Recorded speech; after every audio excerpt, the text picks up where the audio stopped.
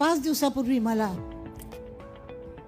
राज ठाकरेंचा phone आला आणि त्यांनी मला सांगितलं की ते एकदम म्हणजे असे उत्साहात होते, फार उत्साहात होते ते.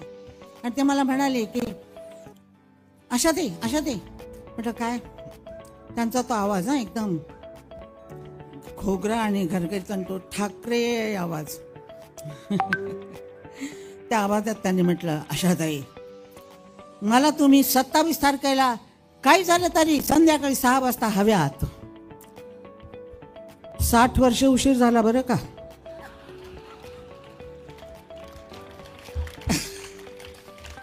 तर मग त्यांनी म्हटलं हो नाही हो, ते काय ना मी काव्याचं हे करतोय, तर त्यावेळेला तुम्ही गद्य काव्य तुम्हाला म्हणायचं आहे आणि तुम्ही जरूर यायला पाहिजे तिथं. तर बरं म्हटलं मी येते. मी आजारी मी आजारी होते तरीसुद्धा मी म्हटलं राजसाहेबांना नाही कसं म्हणायचं. ज्या माणसांनी माझ्या बंगल्यामध्ये एका दिवसात एवढी मोठी शिवाची पिंडी आणून बसवली, त्या माणसाला मी काय नाही म्हणू.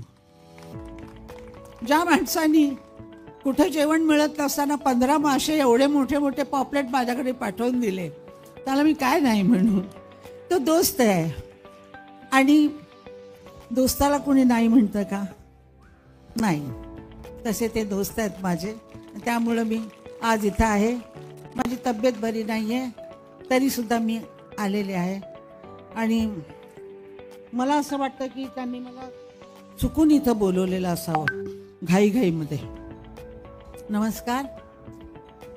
जय हिंद, जय महाराष्ट्र, जय महाराष्ट्र.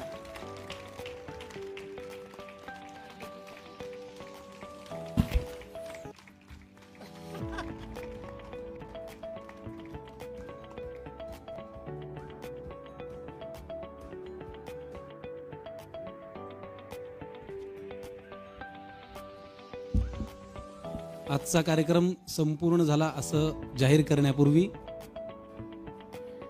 आज हा इतका अप्रतिम सोहळा इथे आयोजित केल्याबद्दल पुन्हा एकदा आपल्या सगळ्यांचे लाडके. नवीन घडामोडी पाहण्यासाठी आजच आम्ही मुंबईकर 24 तासला लाईक करा, सबस्क्राईब करा आणि अपडेट रहा.